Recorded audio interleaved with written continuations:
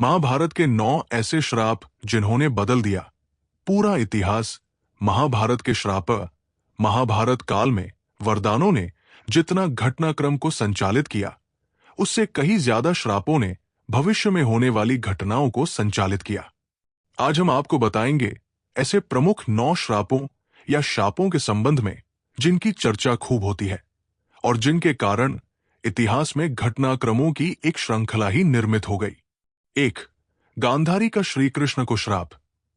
महाभारत के युद्ध के बाद जब भगवान श्री कृष्ण गांधारी को सांत्वना देने पहुंचे तो अपने पुत्रों का विनाश देखकर गांधारी ने श्री कृष्ण को श्राप दिया कि जिस प्रकार पांडव और कौरव आपसी फूट के कारण नष्ट हुए हैं, उसी प्रकार तुम्हारे बंधु बांधवों भी नष्ट हो जाएंगे। आज से 36वें वर्ष तुम अपने बंधु बांधवों व पुत्रों का नाश हो जाने पर एक साधारण कारण से अनाथ की तरह मारे जाओगे। 2. श्री कृष्ण का अश्वत्थामा को श्राप। महाभारत युद्ध के अंत समय में जब अश्वत्थामा ने धोखे से पांडव पुत्रों का वध कर दिया और अश्वत्थामा ने पांडवों पर ब्रह्मास्त्र का वार किया, ये देख अर्जुन ने भी अपना ब्रह्मास्त्र छोड़ा। महर्षि व्यास ने दोनों अस्त्रों को टकराने से रोक लिया और अश्वत्थामा और अर्जुन से अपने अपने ब्रह्मास्त्र वापस लेने को कहा।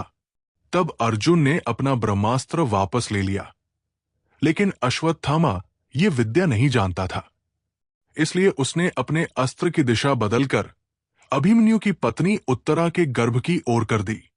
ये देख भगवान श्री कृष्ण ने अश्वत्थामा को श्राप दिया कि तुम 3000 वर्ष तक इस पृथ्वी पर भटकते रहोगे और किसी भी जगह किसी पुरुष के साथ तुम्हारी बातचीत नहीं हो सकेगी। तुम्हारे शरीर से पीप और लहू की गंध निकलेगी, इसलिए तुम मनुष्यों के बीच नहीं रह सकोगे, दुर्गम वन में ही पड़े रहोगे। 3.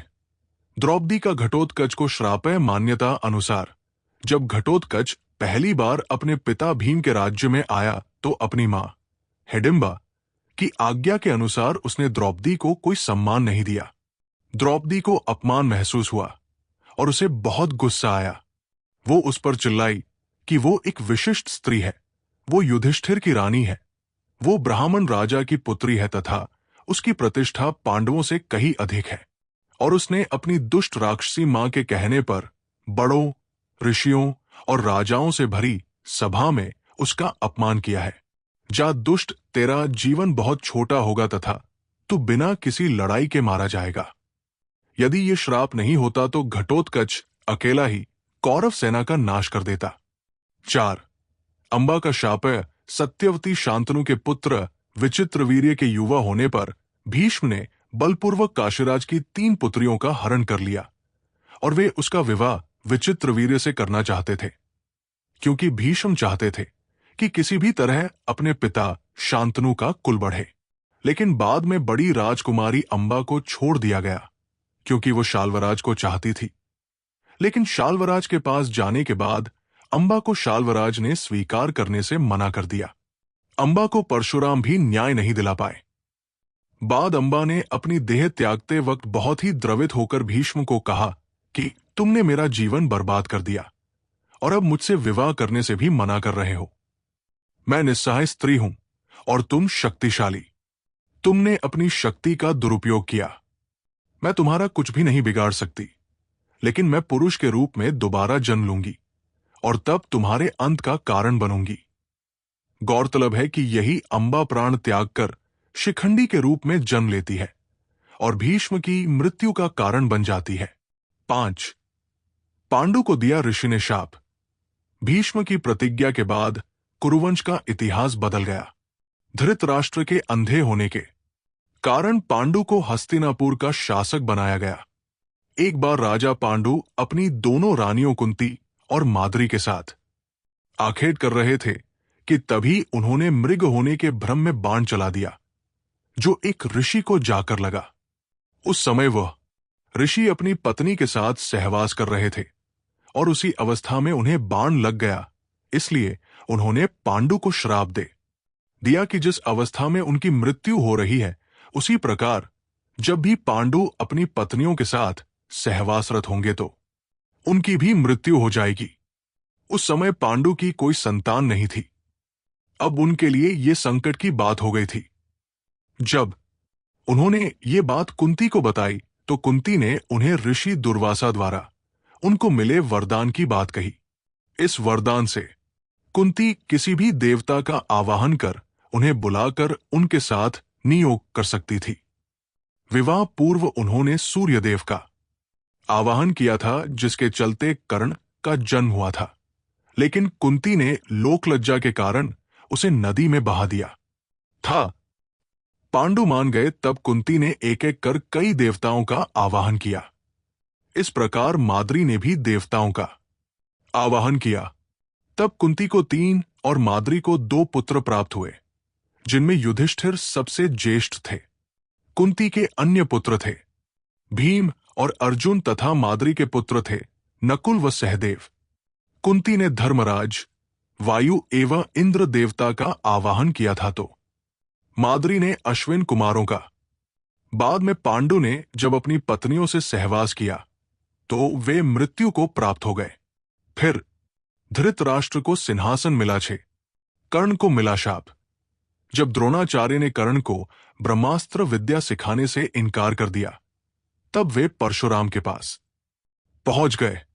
परशुराम ने प्रण लिया था कि वे इस विद्या को किसी ब्राह्मण को ही सिखाएंगे, क्योंकि इस विद्या के दुरुपयोग का खतरा बढ़ गया था। उस काल में तापस, कुशाग्र, विनम्र, ब्रह्मज्ञाता और विद्यावान लोगों को ही ब्राह्मण कहा जाता था। कर्ण ये सीखना चाहता था, तो उसने परशुराम के पास पहुंचकर खुद को ब्राह्मण का पुत्र बताया और उनसे ये विद्या सीख ली। परशुराम ने ब्रह्मास्त्र के अलावा कर्ण को अन्य सभी अस्त्र शस्त्रों की शिक्षा दी थी। बाद में जब परशुराम को इस विश्वासघात का पता चला हो, उन्होंने कर्ण को श्राप दिया कि तुमने मुझसे जो भी विद्या सीखी है वो झूठ बोलकर सीखी है, इसलिए जब भी तुम्हें इस विद्या की सबसे ज्यादा आवश्यकता होगी, तभी तुम इसे भूल जाओगे। कोई भी दिव्यास्त्र का उपयोग नहीं कर पाओगे। 7. अर्जुन को मिला शाप। अर्जुन सशरीर इंद्रसभा में गया तो उसके स्वागत में उर्वशी, रंभा आदि अप्सराओं ने नृत्य किए। अर्जुन के रूप सौंदर्य पर मोहित हो उर्वशी उसके निवास स्थान पर गई और प्रणय निवेदन किया। साथ ही इसमें कोई दोष नहीं लगता, इसके पक्ष में अनेक दलीलें भी दी, किंतु अर्जुन ने अपने दृढ़ इंद्रिय संयम का परिचय दिया। उर्वशी अपने कामुक प्रदर्शन और तर्क देकर अपनी काम वासना तृप्त करने में असफल रही तो क्रोधित होकर उसने अर्जुन को 1 वर्ष तक नपुंसक होने का शाप दे दिया। अर्जुन ने उर्वशी से शापित होना स्वीकार किया, परंतु संयम नहीं तोड़ा। जब ये बात उनके पिता इंद्र को पता चली तो उन्होंने अर्जुन से कहा, हे पुत्र, तुमने तो अपने इंद्रिय संयम द्वारा ऋषियों को भी पराजित कर दिया। तुम जैसे पुत्र को पाकर कुंती वास्तव में श्रेष्ठ पुत्र वाली है। उर्वशी का शाप तुम्हें वरदान रूप सिद्ध होगा। भूतल पर वनवास के 13वें वर्ष में तुम्हें अज्ञातवास करना पड़ेगा। उस समय ये सहायक होगा। उसके बाद तुम अपना पुरुषत्व फिर से प्राप्त कर लोगे। इस शाप के चलते अज्ञातवास के समय अर्जुन ने विराट के महल में नर्तक वेश में रहकर विराट की राजकुमारी को संगीत और नृत्य विद्या सिखाई थी। तत्पश्चात वे शाप मुक्त हो गए थे। 8. दुर्योधन को मिला शाप।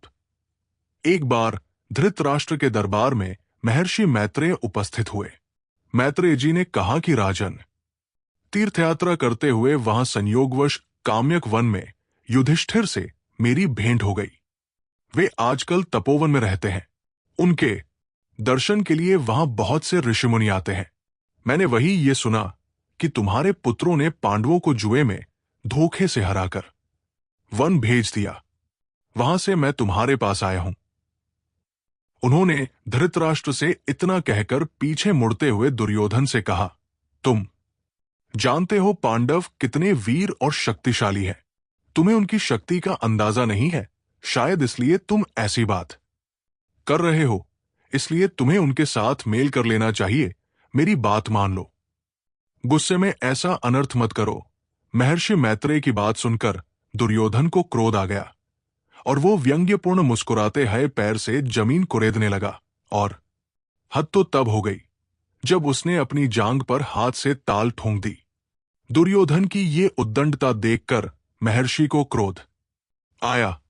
तब उन्होंने दुर्योधन को शाप दिया, तू मेरा तिरस्कार करता है, मेरी बात शांतिपूर्वक सुन नहीं सकता।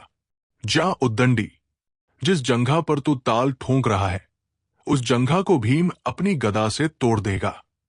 बाद में कौरव और पांडवों का घोर युद्ध हुआ और भीम ने दुर्योधन की जंघा पर वार कर अंत में उसकी जंघा उखाड़ फेंकी। 9 श्रृंगी ऋषि का परीक्षित को श्राप। पांडवों के स्वर्गारोहण के बाद अभिमन्यु के पुत्र परीक्षित ने शासन किया। उसके राज्य में सभी सुखी और संपन्न थे। एक बार राजा परीक्षित शिकार खेलते खेलते बहुत दूर निकल गए। तब उन्हें वहां मौन अवस्था में शमीक नाम के ऋषि दिखाई दिए। राजा परीक्षित ने उनसे बात करनी चाहिए, लेकिन मौन और ध्यान में होने के कारण ऋषि ने कोई जवाब नहीं दिया। ये देखकर परीक्षित बहुत क्रोधित हुए और उन्होंने एक मरा हुआ सांप उठाकर ऋषि के गले में डाल दिया। ये बात जब शमीक ऋषि के पुत्र श्रृंगी को पता चली तो उन्होंने श्राप दिया कि आज से 7 दिन बाद तक्षक नाग राजा परीक्षित को डंस लेगा, जिससे उनकी मृत्यु हो जाएगी।